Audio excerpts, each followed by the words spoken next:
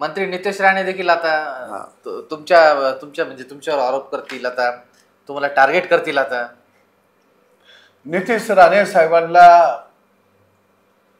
मला राज्यातल्या गोपालकाच्या वतीनं आणि शेतकऱ्याच्या वतीनं एक विनंती करायची आहे. सदाभाऊला हा महाराष्ट्र ओळखतो. मी जन्मजात हिंदू आहे. काळानुसार मी हिंदू होत नाही. माझा बाप हिंदू होता, माळकरी होता, माझी आई माळकरी आहे, माझी लेकरं माळकरी आहे. पांडुरंगाचं मंदिर मी गावात बांधलंय, ग्रामदेवतेचं मंदिर मी गावात बांधलंय. गेली 35 वर्ष माझ्या बापानं चालू केलेलं पारायण मी चालवतो या, त्यामुळे मी हिंदू आहे. काळानुरूप हिंदू नाही म्हणजे नेमका याचा अर्थ काय? मला त्याच्यात जायचं नाही. मी सांगितलं की मी हिंदूच आहे. आलं का लक्षात? आणि दुसऱ्या बाजूला मी तुम्हाला सांगेन की ज्यांची जनावरं, ज्यांच्या म्हशी आणलेल्या आहेत राणे साहेब, ते सुद्धा हिंदू आहेत. त्यांच्या घरामध्ये त्याची लेक रडत आहे. त्या घरामध्ये त्याची शेतकऱ्याची माऊली रडत बसली आहे. माझी 2 लाखाची म्हस गोशाळेतनं लंपात झाली या. अरे 2 लाख गावगाड्यातल्या शेतकऱ्याला, माय माऊलीला, लेकराला आभाळा एवढं मोठं आहे. ते राणे साहेबांना छोटे वाटत असतील. माझ्यावर तिने यावं, त्या माय माऊलीच्या डोळ्यातलं पाणी बघावं, मग त्यांना खऱ्या अर्थानं समजेल.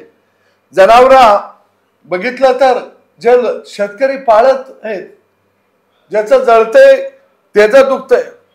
मी राणे साहेबांना म्हणेल की द्वारकाधीशचा गोशाळा जाऊन बघा, आमचा उकरंड भरा. अशी ती खऱ्या अर्थानं गोशाळा आहे. आणि म्हणून मला वाटतं की त्यांनी पाठराखण जरूर करावी त्यांची.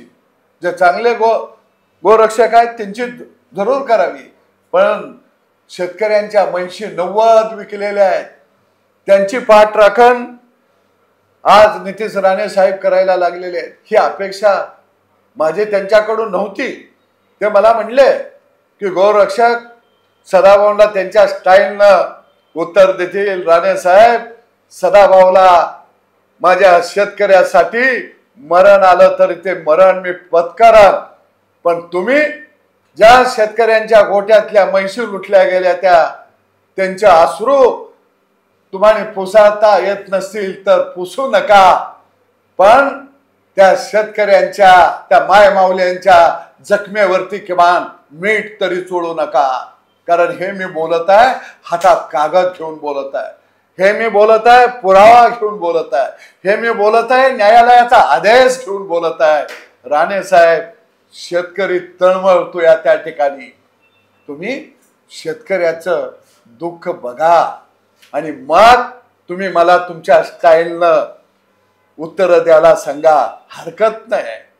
गावगाड्यातली माणसं ही वर्षानुवर्ष ऊन वारा पाऊस आसमानी सुलतानी संकट याच्याशी राणे साहेब लढत आलेले आहेत.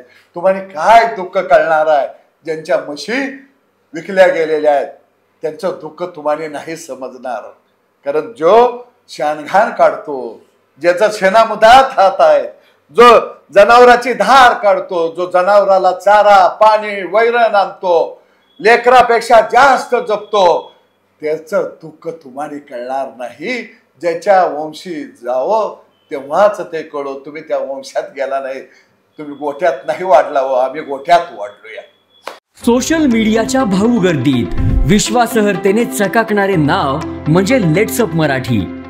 सगळ्यांना, सगळ्या नागरिकांना ती स्पीच, ती लेट्सअप वरील मुलाखती म्हणजे विचारांचा खजिना. त्यानंतरच्या निवडणुकीमध्ये मला सोडून गेले.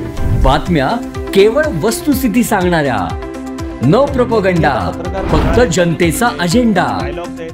क्योंकि आने वाला कल जाने वाला है, जाने वाला कल आने वाला है. राजकारण, मनोरंजन असो की क्रीडा क्षेत्र, महाराष्ट्राची स्पंदने संवेदनशीलतेने टिपणारे माध्यम म्हणजे लेट्सअप मराठी. जगासोबत एक पाऊल पुढे राहण्यासाठी लेट्सअपचे ॲप, सोशल मीडिया आणि वेबसाईट सोबत कनेक्टेड रहा.